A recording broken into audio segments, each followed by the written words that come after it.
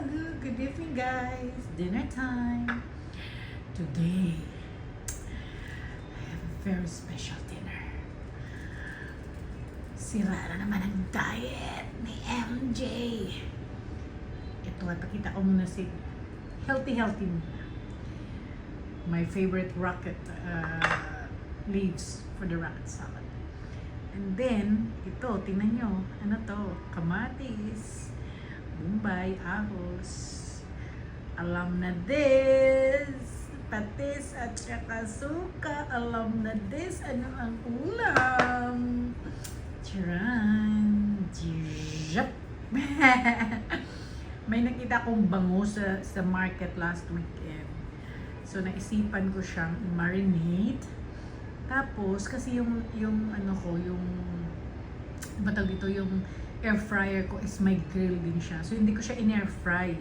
Grilled to, guys. Tingnan niyo po. Oh, tingnan niyo, guys. Ayan, grilled yan. Alam. And then, of course, with matching.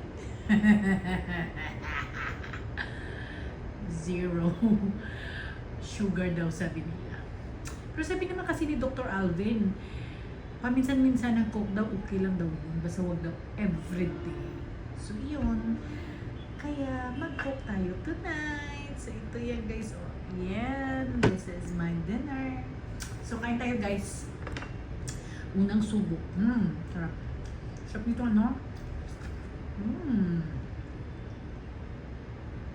Siyempre, yung belly.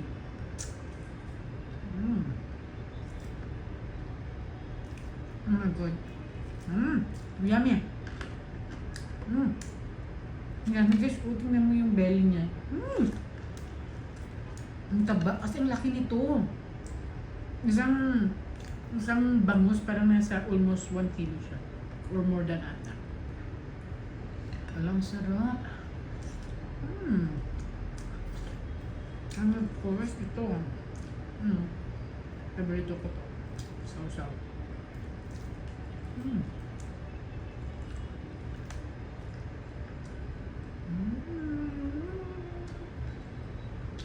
Sarap, guys.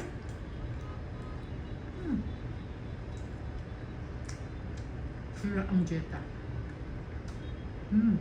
Next time na ako mag-diet. Sarap na yun.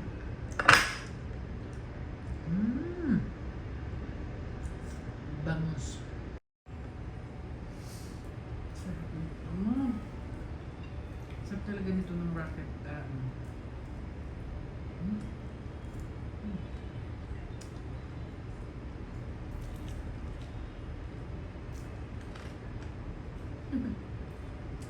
Sarap ng bangus. Kamatis. Wala na, sarap ng jeta. Madami naman ng rice.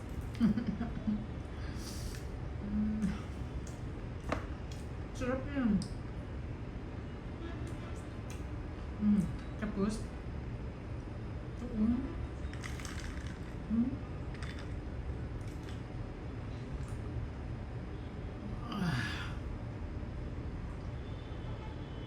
oh, so refreshing. Sarap. Kain tayo, guys. Dinner tayo, Bangus. Sa amin sa Ilonggo, ang tawag dito is bangros. Hindi ko alam sa Vietnamese.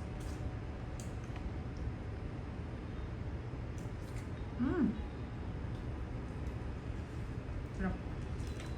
Sarap naman, no? Belly niya. Ang taba.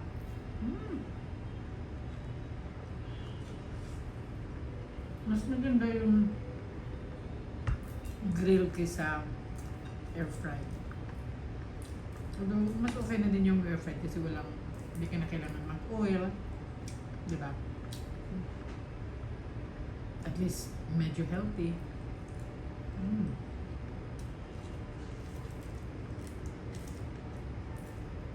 Compare naman sa Hmm. Prito lang tayo ng prito. Ayan. Mataas ng kolesterol. Kaya, ingat-ingat din tayo. Masarap kasi yung mga fast food, pero alam natin naman na hindi siya healthy.